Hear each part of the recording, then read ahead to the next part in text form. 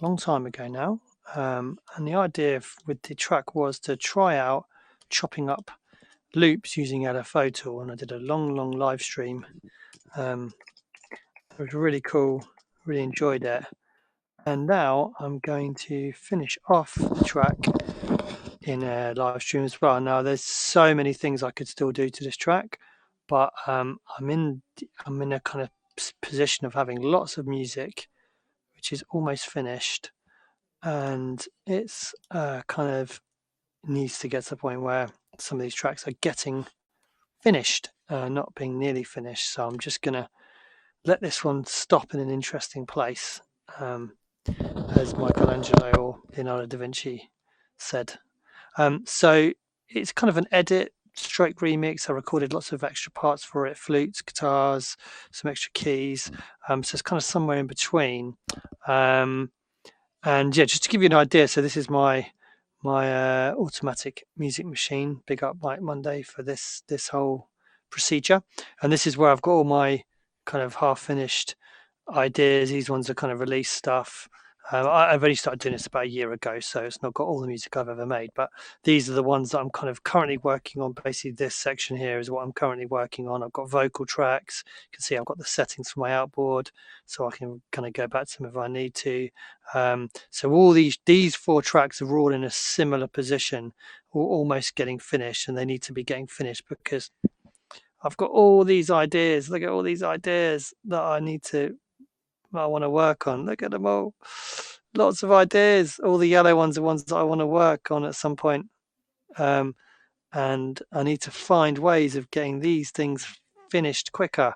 It would help if I didn't want to record loads of live instruments all the time because it just makes things take so much longer. But it's what I like. So I kind of, that's what I enjoy, working on those kind of tracks. Anyway, so as I said, this track I could work on this huge because so many more things I could do to it, but I'm not going to. I'm just going to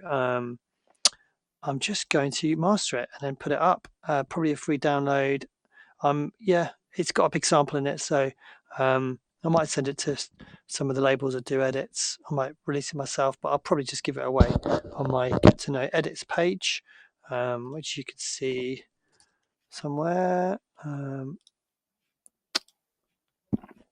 So yeah, I've got a page dedicated for edits, basically stuff which is copyright infringing. So you can see I've got lots of edits and stuff on there. So it'll probably end up being a free download on there. So if you're into your edits, then go ahead and check that out. So this is the track. Let's give it a little blast. So I'm going to have a listen through and just get my kind of head screwed on for it. This is what I'm going to use a lot of. This is probably the most useful and most important plugin I've got, really, because it tells you frequency density relative to very well mixed and mastered reference tracks. And what's more, you can actually create your own curves in it. It's amazing. So I work as a mastering engineer for CRT Records. So I've created lots of presets for the wider palette of mastering that I do. And I've also got some presets.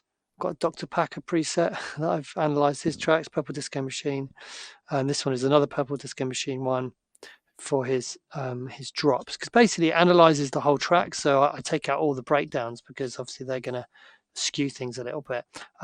So I find this incredibly useful. I find Purple Disco Machine's tracks very well mixed and they sound good in clubs. So I kind of like to reference against that. But there's also presets that Isotope give you as well. So I'm going to be running it alongside. I'll put it on the Purple Disco Machine preset, which is a good one for this style of music.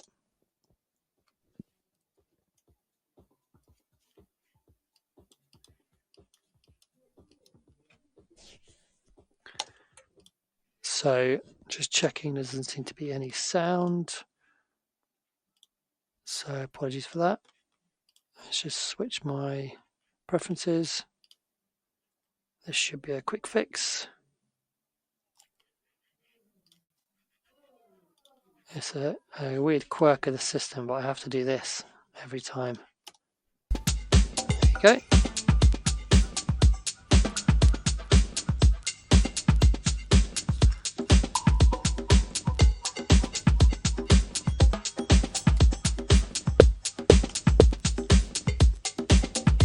got a nice amount of headroom.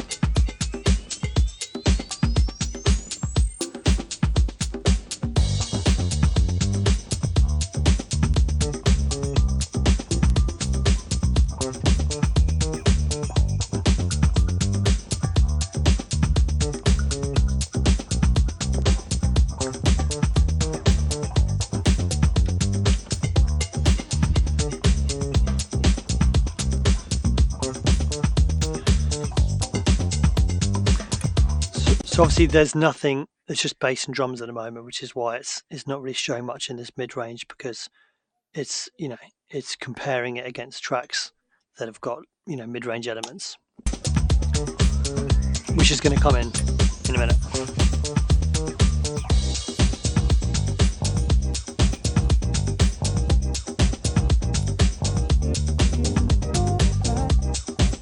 So this is the sample I chopped up using an LFO tool, which was really cool. Been doing that a lot since, actually.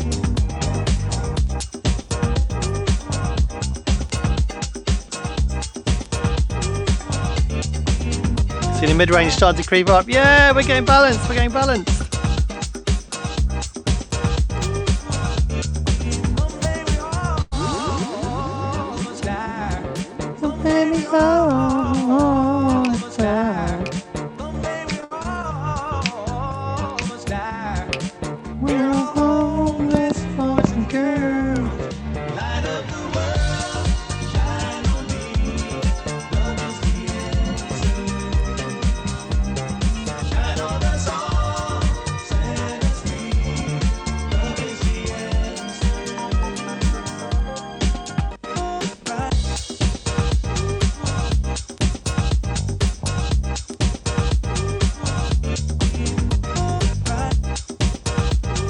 Okay, so you get the picture. So this is a fine adjustment where it shows you a finer resolution across the frequency spectrum, which is really useful. And you can see for some reason, I've seen that before, a little dip around 2K. I don't know what I'm doing in the 2K area or not doing in the 2K area, but I don't think there's anything here which we can't fix in mastering, basically.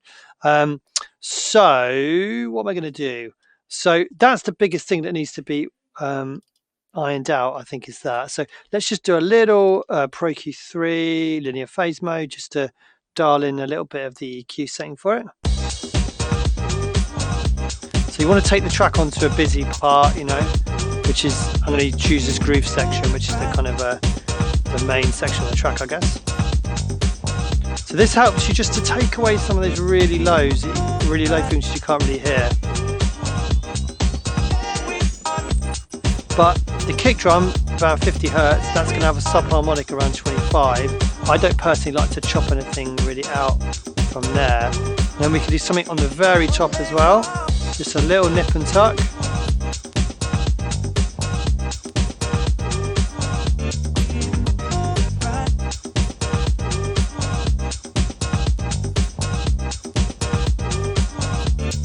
Okay, let's take it in and out.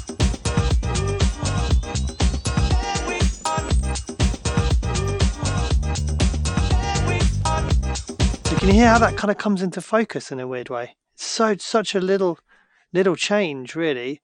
Take it down a little bit. Such a small change, but it just makes things a little bit more clarity.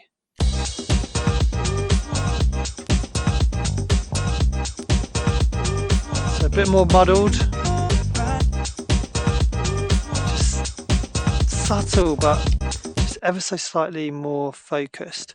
Okay, now I'm not going to dial in any boosts with Pro Q3 this time. I normally do that, you know, all the time, but I'm going to use something a little bit posher. I'm going to use passive EQ from Native Instruments, which is basically a massive passive, Manley massive passive. I'm going to use that, which is a bit more, a bit posher kind of sounding. I'm going to use that to dial in a little bit of 2K.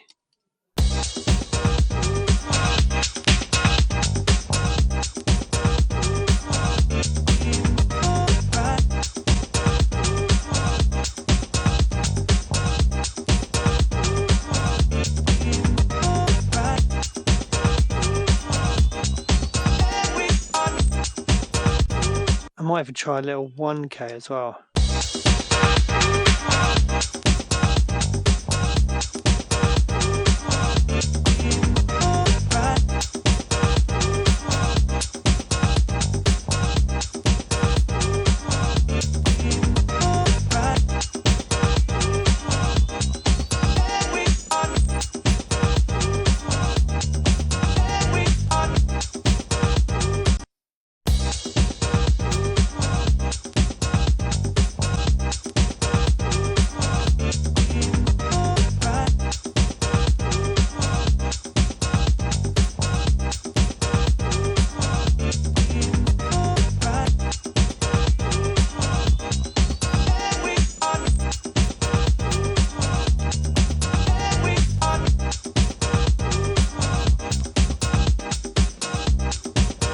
Okay, take it in now.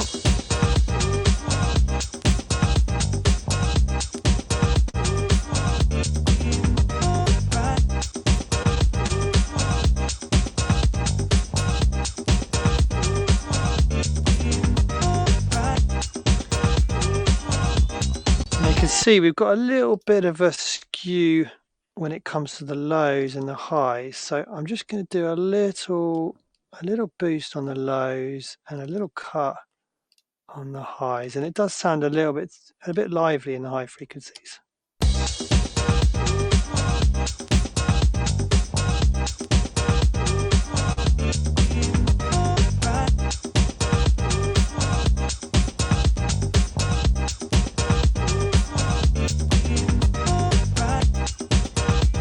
Okay, so we've still got a little bit of a hole there, but that's fine. I'm going to use Kramer tape saturation. This is going to do two things. It's going to roll off in a musical way the peaks, and it's also going to create a little dip and a little boost in the low frequencies.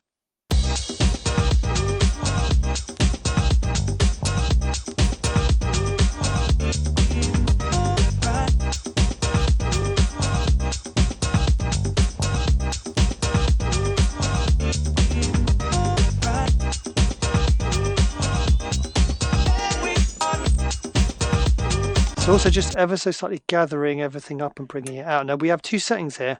This will actually really roll off the highs.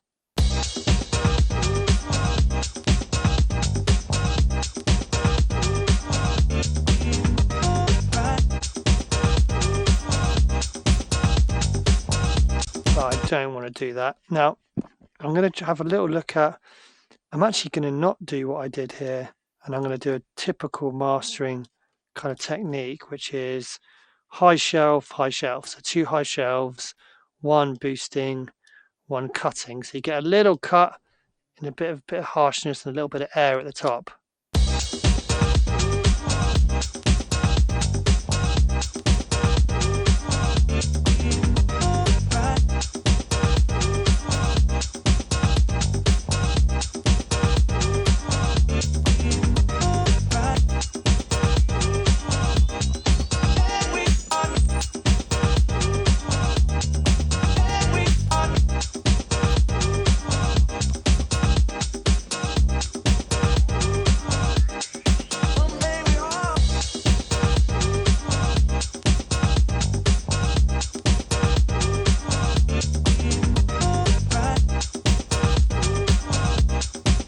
Yeah, like that.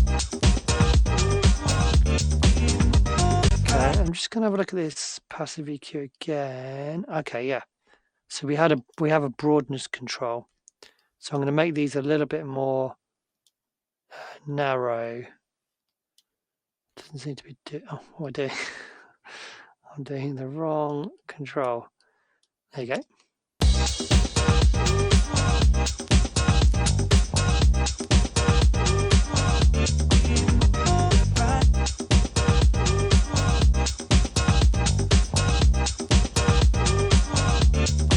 I felt like it was affecting this area too much.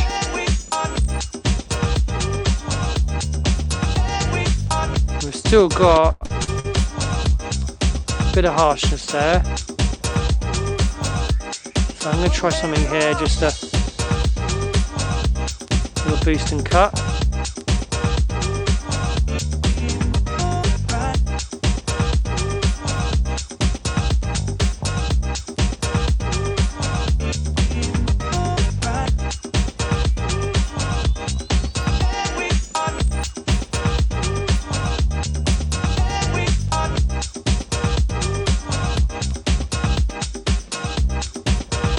trying to make that high end nice and smooth, basically. Okay, so this is something I always try, and in fact, it's saved as a preset. I'm already doing it. Is just hold the low frequencies a little bit in a place.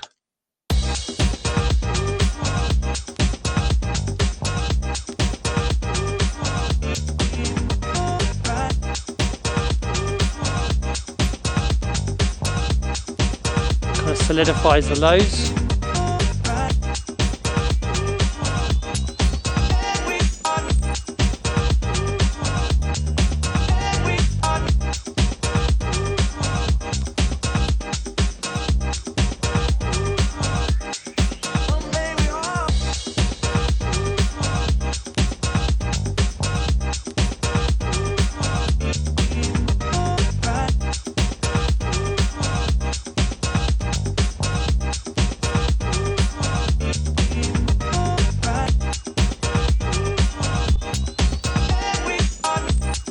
Yep, I think I like that.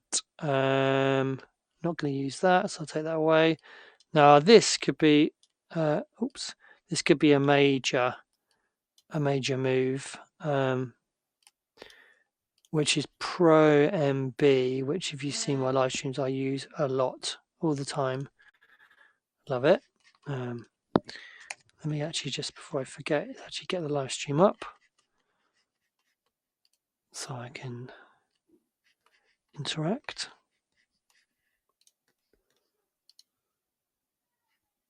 And check it's all good. Yep. Cool. Okay. So this is a multi-band compressor expander. So I can expand the range that I want to bring a little bit more out of.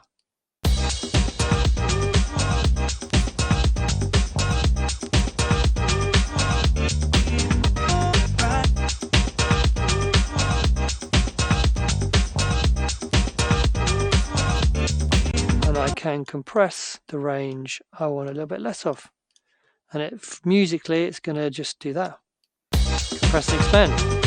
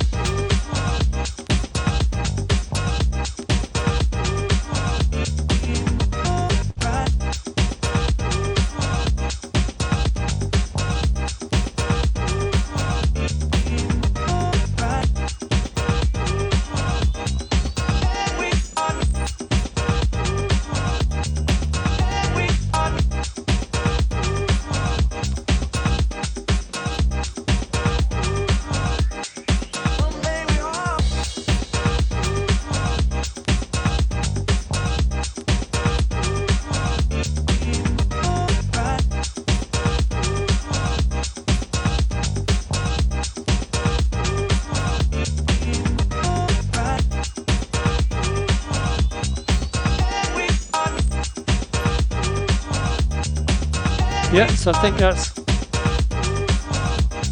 subtly making things better, I hope. Okay, excitation, really good as well, really important. So I can drive this area a little bit.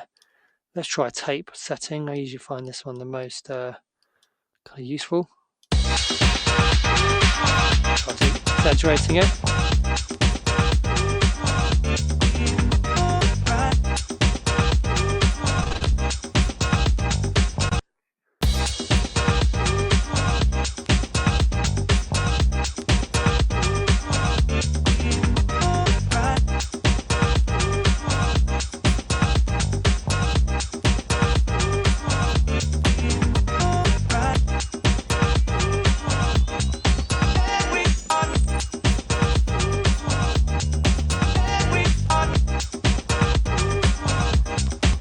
You can feel how much more balanced that sounds with that in. It's like that whole, it's like those frequencies are a bit too far back. And when we put this exciter in, it brings that frequency band out, and it makes things generally some more balanced.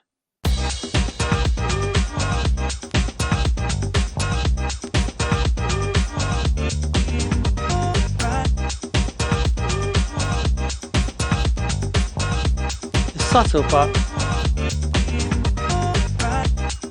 I'm just a little bit concerned actually about the low frequencies here, so I might just try this out actually.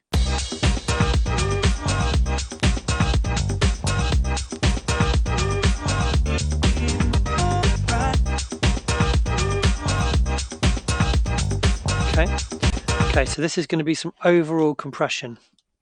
Now the BPM is 120, so we look at music math, which I use all the time. For release times, we could pump the compressor at a 16th note, 125 milliseconds. The takt time is 30 milliseconds. I've already set this up, so it's set up for my preset. Sidechain is taking away some of the lows, so it doesn't respond too much to the lows.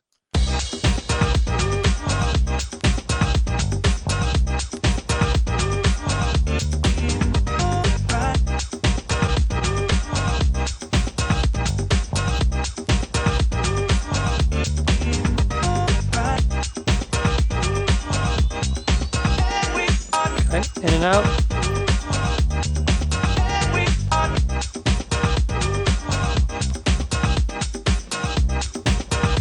More alive. I love this compressor.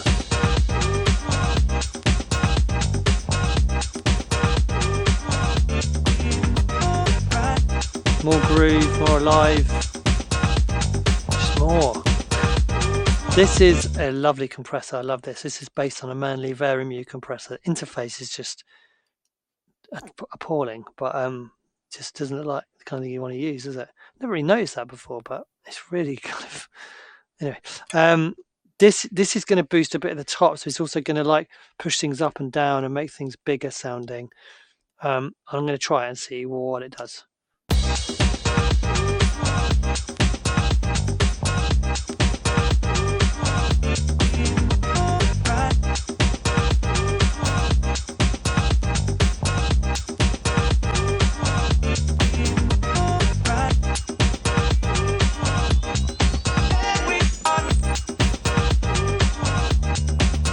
So it's like a hi-fi control, makes things sound more hi-fi. And seeing as this is a yacht rock edit, I'm going to leave it in because yacht rock is generally quite a hi-fi kind of genre. So I didn't really want to do that. Okay, I'm going to just revisit this. Because what I want to try doing is just having a little boost of the subs. Not that I'm trying to match it exactly, but I just want to see what it sounds like if it is actually matched a bit more closely.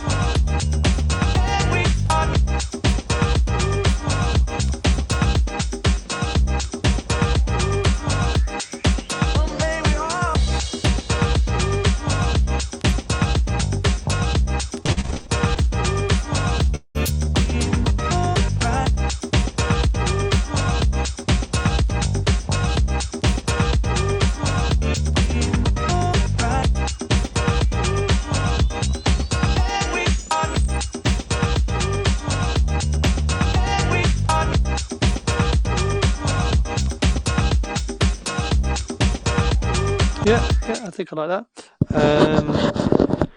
This is a channel strip emulator from various different vintage desks, and this would also can add in some low frequencies. Let's see what this is like. Oh no.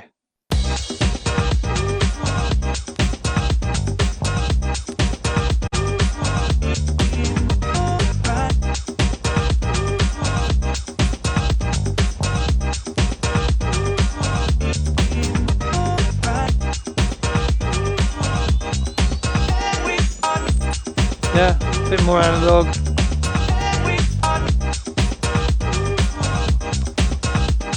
Okay, let's try a little bit of parallel compression. What I'd like to do is copy across my EQ from my main channel and maybe just exaggerate it a little bit, because we're doing this in parallel, so we can kind of be quite brutal with it.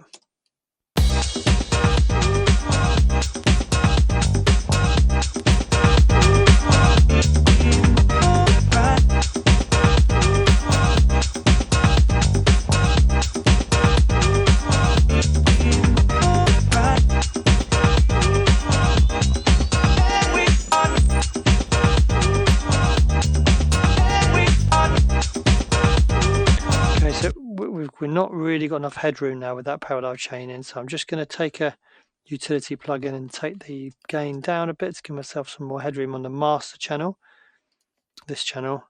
And this is MV2, this is a loudness low-level compressor. Let's see what this does.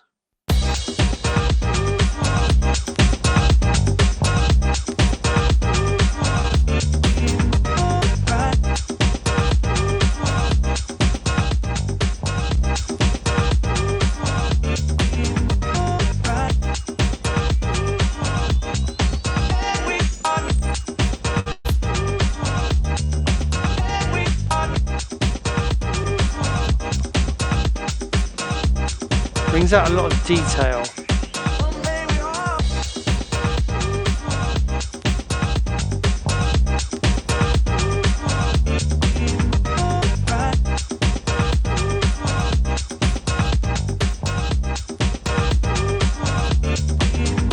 Okay, I'm not going to use this L316.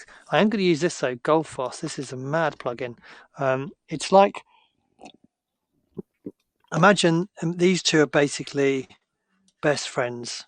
This plugin is trying to achieve this. So it's a real-time balancer. So it's basically going through the track as it plays and trying to balance the frequencies. And you can recover frequencies that aren't there and tame frequencies that are too much, and you can decide not to do the bass or the tops. Let's see what it does.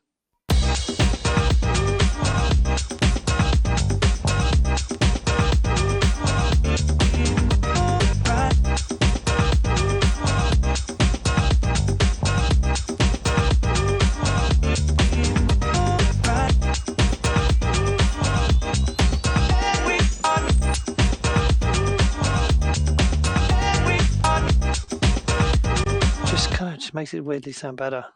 Bit wider, subtle, but so this is a clipper, so I'm going to slightly clip the master before it goes to a limiter. What I'm doing here is not adding any gain, so I'm unity gain. I don't want to change the volume. It's not my final limiter. I just want to hold things in place before we go to the final limiter.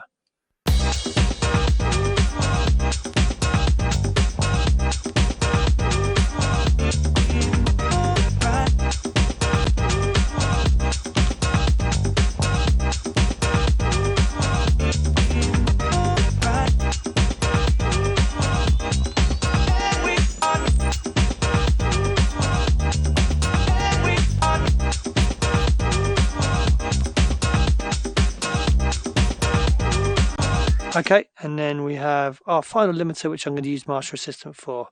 This means it's going to set a dynamic EQ to make the final limiter as transparent as possible, which is really useful actually. So let's go for it.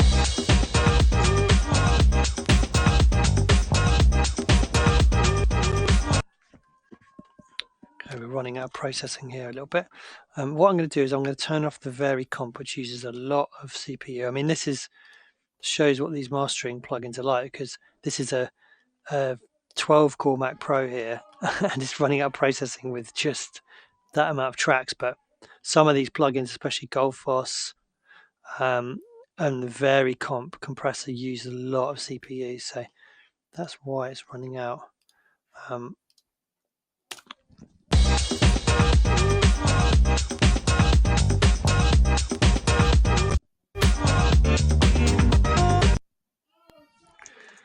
Okay, let's try it without Goldfoss.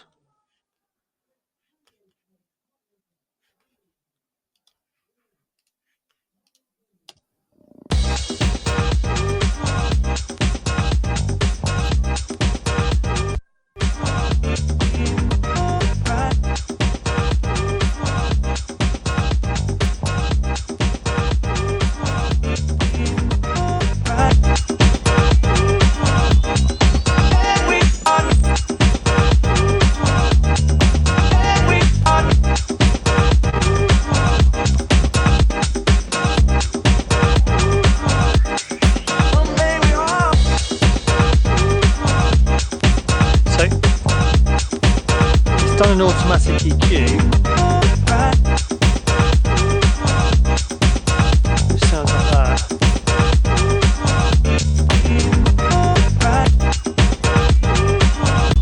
Now, it doesn't know what kind of music this is. It's just doing it, you know, relative to music in general. So you have to take this with a pinch of salt. But I often find actually it does show you some areas that could be improved.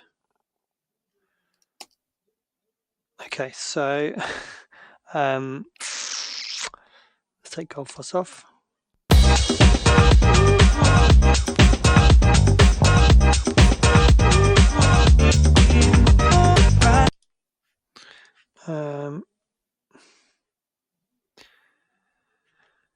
Take the very comp off.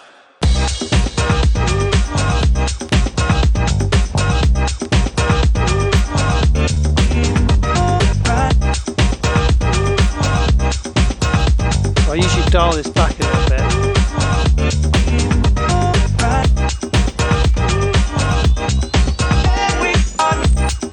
And this is what I use it for mostly. It kind of goes through and kind of rides the levels that are getting too much before it hits this final maximizer.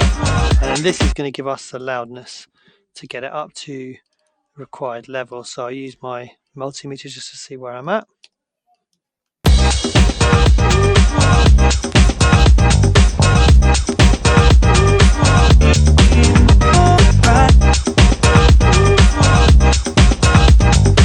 You can see, look how much compression that's doing on the limiter, not much. Because it's mixed to have not too many transients, saturating things and compressing things, and it's got this guy in front of it catching any errant speaks before it arrives here. Now we've got, like, you know, in terms of level, you know, we've got EDM.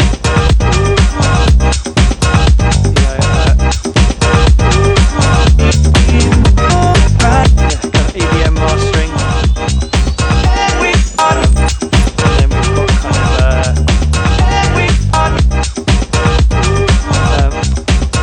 kind of yacht set levels. I don't need it to be that loud.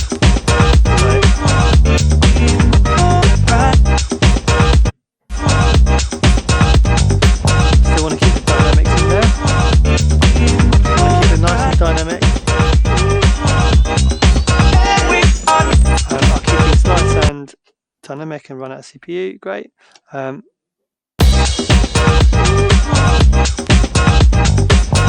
I've got -8, very healthy style of music. So I can choose to basically dial in the amount that I want, trying to avoid any distortion.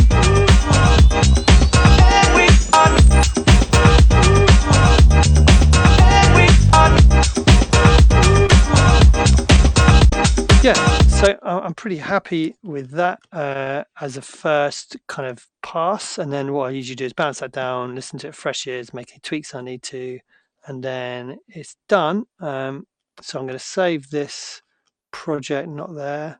I'm going to save it into the Love Is the Answer folder, Love Is the Answer master, and I'm going to bounce it down. And that will be that. Let's get this, give myself a little bit of a handles either side, little fade. And if I put everything back in, let's put the very comp back in, let's put Gold Fuss back in. And I'll bounce a MP3 and a WAV. That's a master. So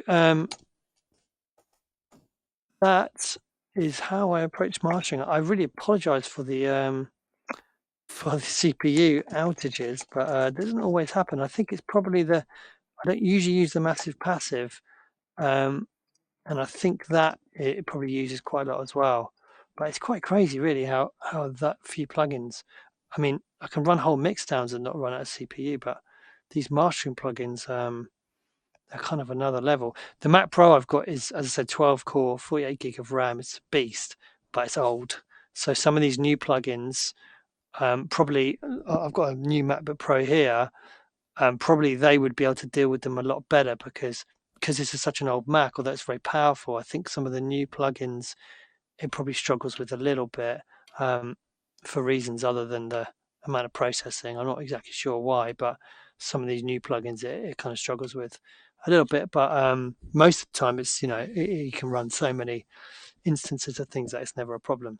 But anyway, that is a quick kind of master chain for this edit, and I'm going to, as I said, tweak this maybe next week with fresh ears if I need to, and live with it for a few days. I really hope you found that interesting and useful.